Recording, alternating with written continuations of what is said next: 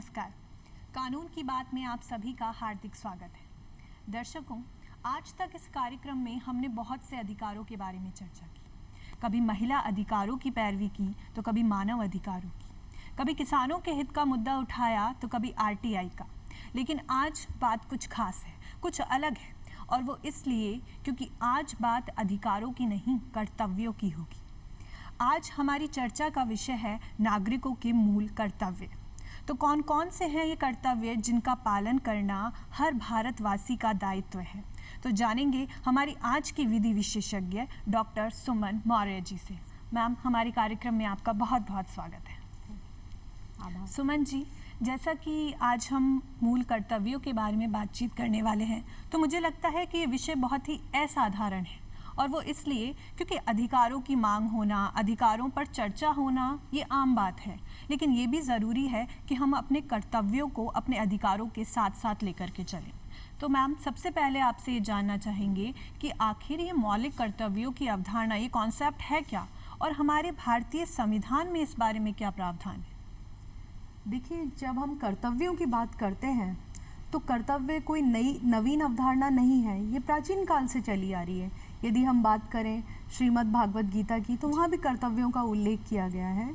आप कर्म फल का सिद्धांत देख लीजिए कि आप कर्म करते जाइए, फल की इच्छा ना कीजिए। और साथ में यदि हम देखें रामायण या जितने भी हमारे आदि ग्रंथ हैं, उनमें इसका उल्लेख किया गया है। तो जब हम नागरिकता की बात करते हैं तो नागरिकता वह वैधानिक स्थिति होती है आपकी, जो कि आपको एक सामाजिक समूह का एक सदस्य बनाती है। तो जब आप किसी सिविल सोसाइटी के सदस्य बनते हैं और आपको संविधान के द्वारा आपको अधिकार प्राप्त होते हैं, तो ऑब्वियस सी बात है कि राज्य आपसे कुछ कर्तव्यों की भी अपेक्षा करेगा। तो ये जो जिम्मेदारी के सिद्धांत पर आधारित या दायित्वों के सिद्धांत पर आधारित संकल्पना है, जिसके तहत हम बात करते हैं कि कर्तव्यों का जो निर्वहन है वो किस तरीके से किया जाना चाहिए। हम नैतिक कर्तव्यों की भी बात करते हैं, जिसमें कि आप जिसमें हमारे संविधान में भी उल्लेखित है, प्रारंभिक स्तर पर नहीं किए गए थे, लेकिन जो स्वर्ण सिंह समिति की सिफारिशों के आधार पर, जिसमें कि अंतुले, रे और स्टीफ जो है इसके सदस्य थे, और जो 1976 में 42वें संवैधानिक संशोधन के माध्यम से हमारे जो 10 संविधान में मूल रूप से कर्तव्य जोड़े गए थे, 10 मूल कर्तव्य जोड़े गए थे। तो ये जो अवधारणा है एक तरह से सचेतक का कार्य करती है, आपको एक टॉर्च बियरर का कार्य करती है। आप अधिकारों के बारे में नहीं बल्कि कर्तव्यों के बारे में भी जागरूक हो, क्योंकि गांधी जी ने भी कहा है कि जो कर्तव्य हैं वो अधिकारों का ही एक स्रोत है। आज यदि मैं बात करूं कि मेरे जो अधिकार हैं वो आपके कर्तव्य हैं, और जो आपके अधिकार हैं निश्चित रूप से वो मेरे कर्तव्य हैं। तो यदि हम सब एक दूसरे के दायित्व बोध और कर्तव्य बोध का सही तरीके से पालन करें, तो मुझे नहीं लगता कि किसी भी तरह की कोई विसंगति या कोई असाधारण स्थिति उत्पन्न होगी। सुमन जी, एक चीज़ आपसे जानना चाहेंगे कि मौलिक अधिकारों का कॉन्सेप्ट हमारे संविधान में पहले ही जोड़ दिया गया था कि ये अधिकार हर नागरिक को मिलने ही चाहिए, एक अच्छा जीवन जीने के लिए, गरिमायुक्त जीवन जीने के लिए। लेकिन मौलिक कर्तव्य उसके बाद जोड़े गए। तो क्या ऐसे कारण, ऐसी चीज़ें महसूस की गई कि नहीं, केवल अधिकार नहीं, कर्तव्यों को भी जोड़ा जाना ज़रूरी है? जी बिल्कुल। देखिए, हम अपने अधिकारों के बारे में तो परिचित होते हैं कि हमारे ये अधिकार है। आज हम सुबह से शाम तक यदि युवा है या कोई भी नागरिक है तो उसको अधिकारों के बारे में तो जानकारी होगी यथोचित, लेकिन वो अपने कर्तव्यों का कितना पालन करता है। अगर हम तत्कालीन परिस्थितियों पर जाएं तो उस समय आपातकाल की स्थितियां चल रही थी। 75 से 77 आपको ध्यान होगा कि आपातकाल, इमरजेंसी चल रही थी। तो उस समय क्या हो रहा था कि किसी भी नागरिक को ये लगा कि भाई हमें अपने मांगे जो है मनवानी है, तो हम सार्वजनिक संपत्ति को हानि पहुंचाएं या किसी भी तरह की कोई भी गतिविधि कर लें, कोई रोक टोक नहीं है। तो उन स्थितियों में 42वां संवैधानिक संशोधन जो है वो उसके माध्यम से अनुच्छेद 51A जोड़ा गया, जिसमें कि ए से जे तक यानी 10 अनुच्छेद जोड़े गए। क्योंकि लोगों को ये लगा कि अनुशासन प्रियता जो है वो आनी चाहिए। कहीं ना कहीं हमारे में कमिटमेंट की भावना, एक प्रतिबद्धता, कटिबद्धता जो है वो आनी चाहिए। हम सार्वजनिक संपत्तियों की रक्षा करें, हम हमारे जो राष्ट्रीय प्रतीक चिन्ह हैं उनके प्रति हम समादर का भाव रखें, सम्मान का भाव रखें। हम हमारे जो धरोहर हैं, राष्ट्रीय संस्थाएं हैं, उनका कैसे परिपालन करें। तो एक सचेतक के रूप में या एक सामाजिक कल्याण की दशा के रूप में, क्योंकि मैं आपको बता दूं कि यदि अधिकारों की बात करते हैं तो भाग 3 में है और भाग 4 में जो है वो नीति निर्देशक तत्वों का उल्लेख किया गया है, जो कि राज्यों के कर्तव्यों का निर्वहन करने की बात की गई। राज्यों को निर्देश दिए गए कि आप ये कर्तव्यों का पालन करें। वहीं जो मौलिक कर्तव्य हैं वो हमारे नागरिकों को और व्यक्तियों को कर्तव्य है कि आप इन दायित्वों का निर्वहन करें। तो इस तरीके से हमारी अनुशासन प्रियता और किसी भी तरह की सामाजिक जो असामाजिक तत्व हैं उन पर अंकुश लगाने के लिए, उनको एक गाइडलाइन दिखाने के लिए, टॉर्च बियरर दिखाने के लिए कि आपको ये कार्य करने हैं और ये कार्य नहीं करने हैं, इस तरह की जो बात है हमारे अनुच्छेदों के माध्यम से जोड़ी गई थी। जी मैम, एक बात आपने बहुत अच्छी कही कि एक नागरिक के अधिकारों की रक्षा तभी होगी जब दूसरा नागरिक अपने कर्तव्यों का पालन करेगा। आपसे अब विस्तार से ये जानना चाहेंगे कि हमारे संविधान में हर नागरिक के लिए कौन कौन से मौलिक कर्तव्य बताए गए हैं। जी देखिए, ये जो मौलिक कर्तव्य हैं ये जानना हर नागरिक के लिए बहुत आवश्यक है। देखिए, सबसे पहली बात तो यह है कि स्वर्ण सिंह कमेटी की सिफारिशों के आधार पर मौलिक कर्तव्य जो है, क्योंकि मूल रूप से भारतीय संविधान में उल्लिखित नहीं थे, किंतु स्वर्ण सिंह समिति की सिफारिशों के आधार पर 42वें संवैधानिक संशोधन जो कि 1976 में हुआ, 51A जोड़ा गया, जिसमें कि A से लेकर J तक जो है अनुच्छेद जोड़े गए थे और भाग 4A में जोड़ा गया। अब इसमें यदि हम बात करें J तक, तो A से J तक तो प्रारंभिक स्तर पर जोड़ दिए गए थे और K 51A के जो है वो बाद में वेंकटचलैया समिति की सिफारिशों के आधार पर जोड़े गए, जिसमें कि शिक्षा का अधिकार जो है वो जोड़ा गया था कि प्रत्येक माता पिता का ये कर्तव्य होगा कि वो अपने बच्चों को, जो कि 6 से 14 वर्ष तक की आयु के बच्चे हैं, उनको शिक्षा दिलाएं।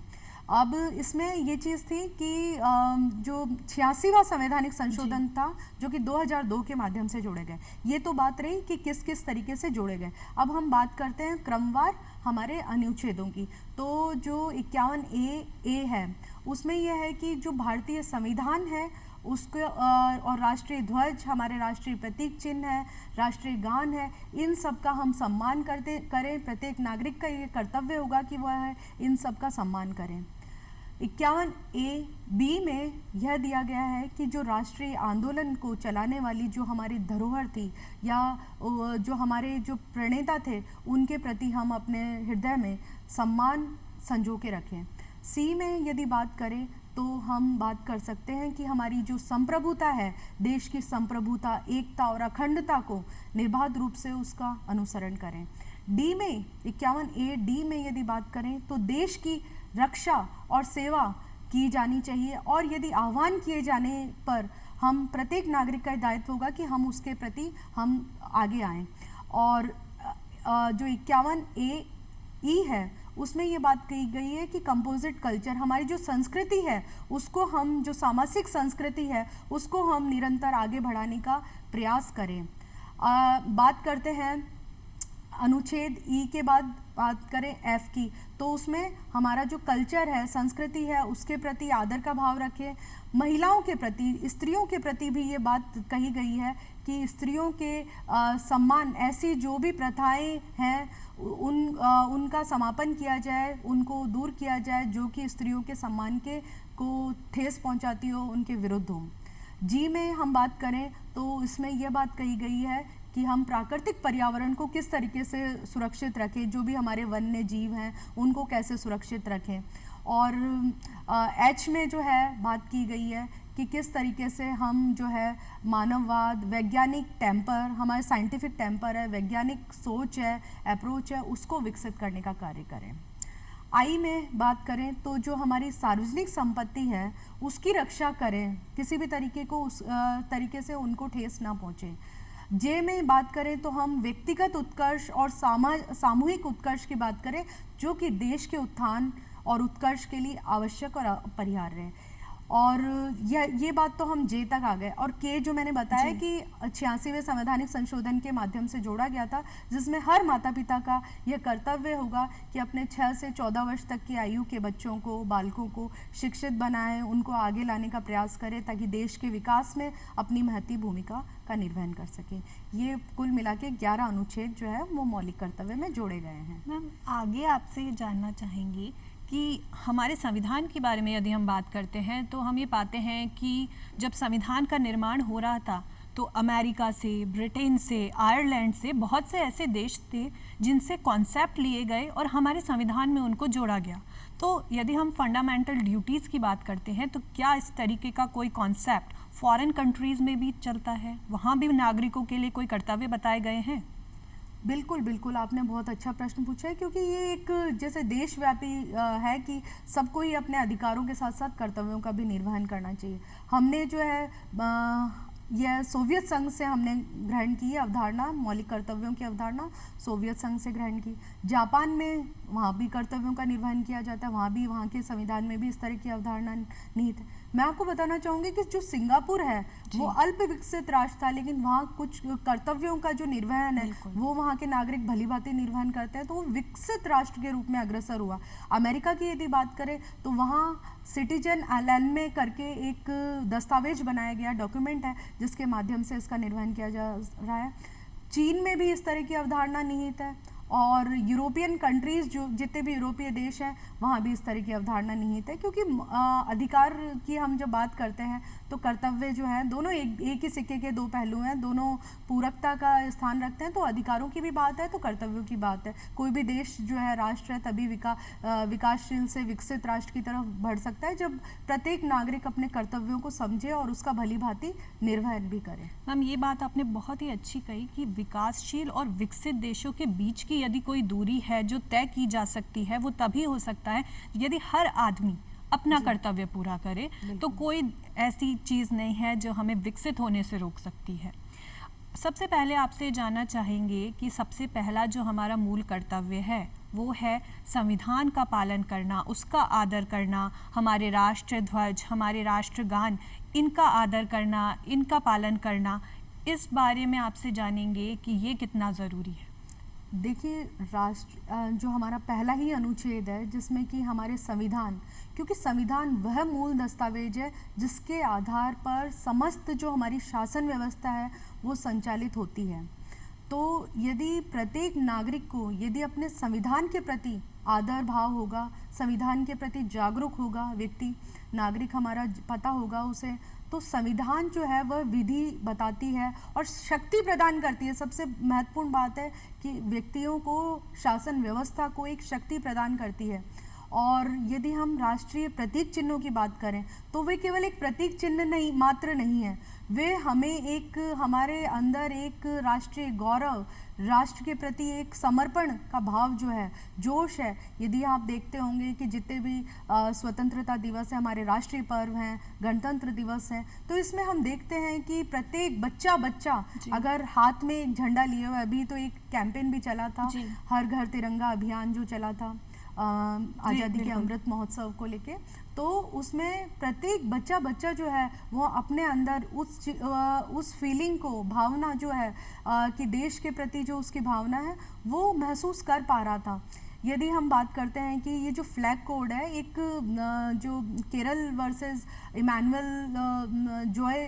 इमानुएल वर्सेस केरल में एक बात आई थी कि इसको हम खड़े हो जाएंगे, हम जो राष्ट्रगान है वो नहीं कर। तो इसके बाद फिर नेशनल एंथम एक्ट जो आया उसमें यही बात आई 71 में कि आप इसका सम्मान आपको करना अपरिहार्य है। राष्ट्रीय चिन्हों का, राष्ट्रीय प्रतीक चिन्ह है वो आपके लिए गौरव का प्रतीक है और आप में एक आदर का भाव होना चाहिए, उसके प्रति आप में सम्मान का भाव होना चाहिए, तभी जो है आप जो है नागरिक कहलाने के हकदार होंगे। बच्चा इस चीज़ से परिचित होगा तभी हम जो है एक, क्योंकि देश के प्रति एक भावना जो है वो विकसित हो पाएगी। सुमन जी, एक बात और कि बाकी देशों की तुलना में भारत बहुत अलग है, क्योंकि हमारे यहाँ पे इतने सारे धर्म हैं, जाति है, संप्रदाय है, भाषाएं हैं, पहनावा है, इतना सब कुछ अलग है और इसीलिए हर भारतवासी शायद गर्व से कहता है कि गूंजे कहीं पर शंख, कहीं पर अजान है, बाइबल है, गुरु ग्रंथ साहब है और गीता का ज्ञान है दुनिया में, और ये मंजर नहीं नसीब दिखना उन ज़माने को, ये मेरा हिंदुस्तान है। तो क्योंकि ये हमारा हिंदुस्तान है तो इसकी एकता, अखंडता, इसमें भाईचारा रहे, इसकी रक्षा करना भी तो हमारी ड्यूटी है। इसके लिए हम क्या कर सकते हैं? बिल्कुल, देखिए यही कारण है कि जो हमारा अनुच्छेद 51A(ब) है, उसमें जो भी राष्ट्रीय आंदोलन को संचालित करने वाले हमारे जो प्रेरित करने वाले जिन्होंने प्राणोत्सर्ग किया, उनके प्रति हम सम्मान का भाव कैसे रहें जी। तो ये आवश्यक है, क्योंकि कहते भी है ना कि उन्होंने कितना बलिदान किया होगा, तब जाके आज हम इस स्वतंत्रता जो है उसकी धाती को संभाले हुए हैं, हम उसमें एक सम्मान की सांस ले रहे हैं आज हम। तो यह भी कहा गया, दिल से निकलेगी न मरकर भी वतन की उल्फत, दिल से निकलेगी न मरकर भी वतन की उल्फत, कि मेरी मिट्टी से खुशबुए वतन आएगी। कुछ ऐसा करो कि आप सबसे पहले आपने बताया कि अजान या जैसे बोलते हैं ना कि मैं हाथों में गीता सीने में कुरान रखेंगे, हाथों में गीता सीने में कुरान रखेंगे, लेकिन काशी का जो भी काबा है उससे पहले हम हिंदुस्तान को रखेंगे हमेशा।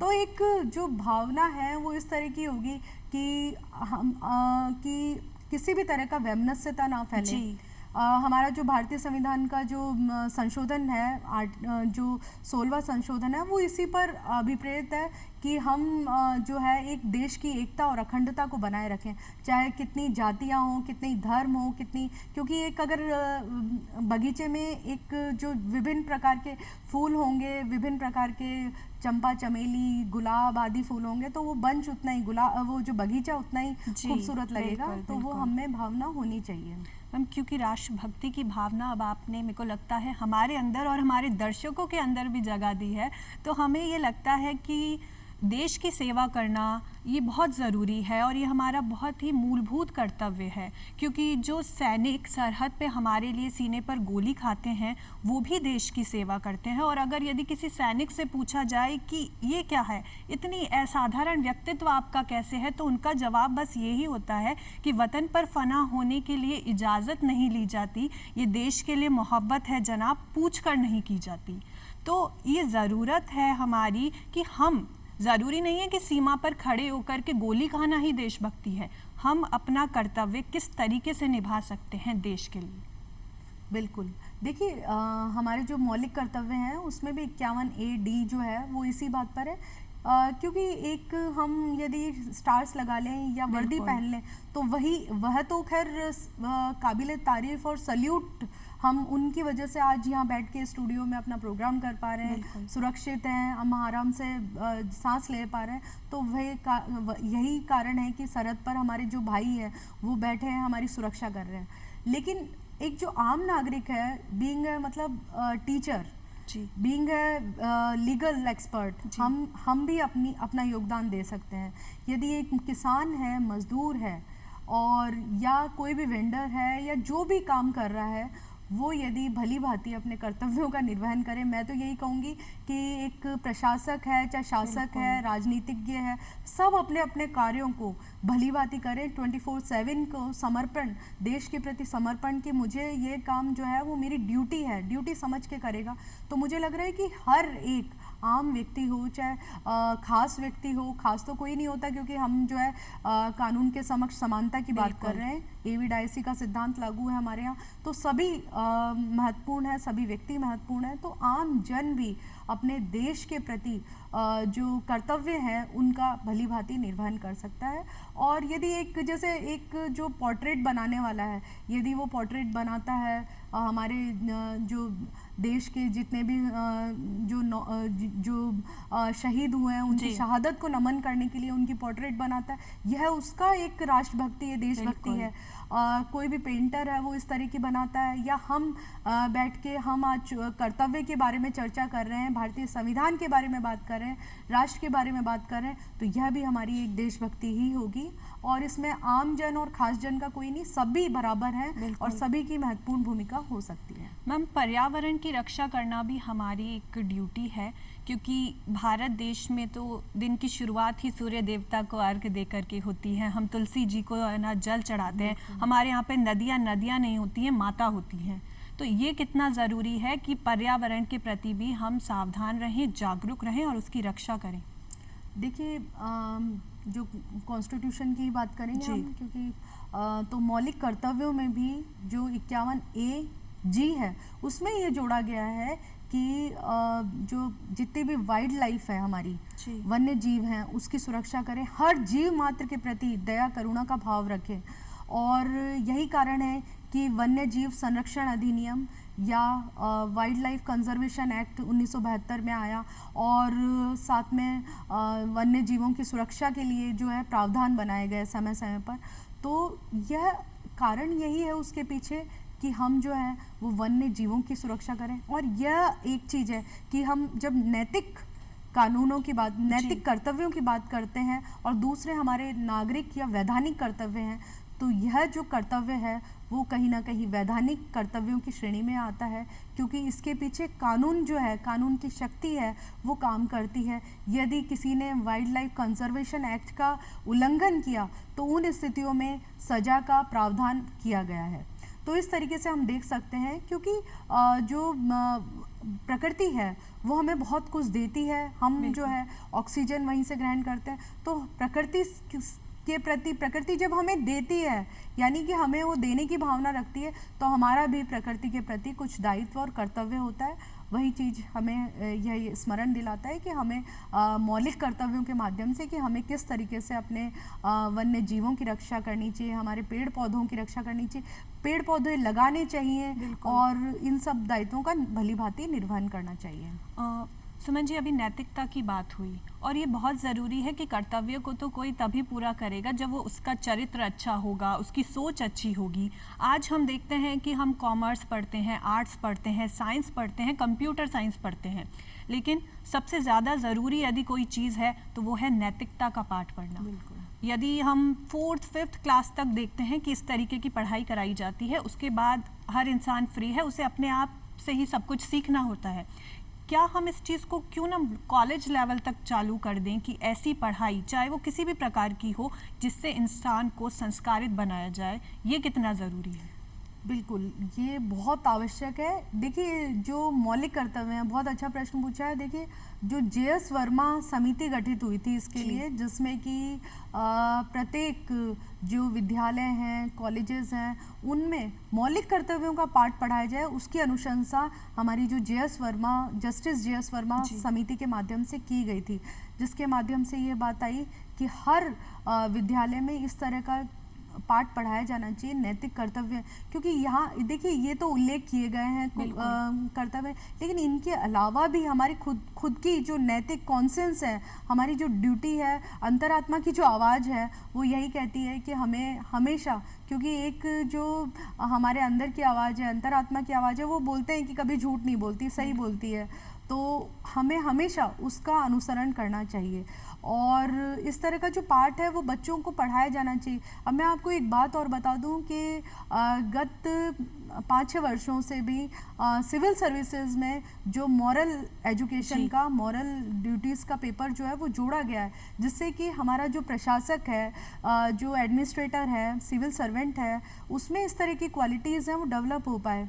हम देखते हैं कि आज जो बच्चा है वो उग्र हो जाता है या छोटी सी बात पर हिंसा करने लगता है, तो उन सब जो चीज़ों को रोकने के लिए उसमें धैर्य, करुणा, एक दूसरे के प्रति सामंजस्य, सहृदयता का पाठ जो है वो निश्चित रूप से पढ़ाया जाना चाहिए, जिससे कि वो अपना सर्वांगीण, अपना ही नहीं बल्कि अपने आसपास के परिवेश का और राष्ट्र का, क्योंकि वो भी जो विद्यालय में जो बच्चा पढ़ रहा है वही आगे जाके देश का नागरिक बनेगा, देश की नींव संभालेगा, बागडोर संभालेगा। तो उसके लिए आवश्यक है कि उनको इस तरह की बातें बताई जानी चाहिए। जी मैम, इसी से जुड़ा एक और प्रश्न है कि यदि कोई आदमी अपने कर्तव्यों का पालन नहीं करता जो कि उसे करना चाहिए, तो ऐसे लोगों के खिलाफ क्या कार्यवाही होनी चाहिए? बिल्कुल जो अपनी इसमें देखिए जो अनुच्छेद ए, डी, ई, के इन अनुच्छेदों में जी में ये है कि अगर इन कर्तव्यों का पालन नहीं करते तो उन संदर्भ में कानून, क्योंकि अगर इन कर्तव्यों का भी अगर वो पालन नहीं करते तो कानूनों के माध्यम से उसे दंडात्मक कार्रवाई के माध्यम से उत्प्रेरित किया जा सकता है कि आप इन सब का पालन कीजिए, अन्यथा किसी भी तरह का जुर्माना आप पे दंडात्मक कार्रवाई की जा सकती है। तो इसका जो है वो किया गया है, इसका प्रतिपादन इसमें रखा गया है, प्रावधान रखा गया है। कानूनों के माध्यम से भी ये कर्तव्य जो है वो नैतिक ही नहीं बल्कि इसमें जो एक वैधानिक इम्पोजिशन भी है। मैम, इतना अमूल्य समय आपने हमें दिया, लेकिन हमारे लिए समय लेना इतना सार्थक साबित हुआ, इतनी उपयोगी जानकारी हमें आपसे प्राप्त हुई, उसके लिए आपका बहुत बहुत धन्यवाद। तो दर्शकों, आज मौलिक कर्तव्यों के बारे में हमने बहुत सी उपयोगी जानकारियाँ ली और ये समझा कि भारत एक विकासशील देश है। अगर हमें विकसित देशों की श्रेणी में आना है तो उसके लिए हमें ऊंची ऊंची बिल्डिंग्स बनाने की नहीं, चौड़ी चौड़ी सड़कों की नहीं, इंटरनेट का 5G टावर लगवाने की नहीं, चांद या मंगल ग्रह पे जाने की नहीं, बल्कि सबसे पहले तो अपने देश की महिलाओं को सुरक्षा प्रदान करने की, अपने खुद के अंदर, अपने परिवार के लोगों के अंदर अच्छे संस्कार पैदा करने की, हमारे देश के कानूनों का पालन करने की, और सबसे बड़ी बात, केवल हर घर नहीं, हर दिल में तिरंगा बसाने की ज़रूरत है। अपना किरदार तो हमें खुद ही निभाना होगा, क्योंकि आदमी के मसले आदमी से हल नहीं होंगे। जो अंधेरे आज सच हैं कल नहीं होंगे। सीखना होगा हमें ही ठीक से चलना, क्योंकि ज़िंदगी के रास्ते कभी समतल नहीं होंगे। राष्ट्रहित से जुड़ी ऐसे ही बातों के बारे में फिर से जानकारी लेंगे अगले एपिसोड में। तब तक के लिए इजाज़त दीजिए। नमस्कार।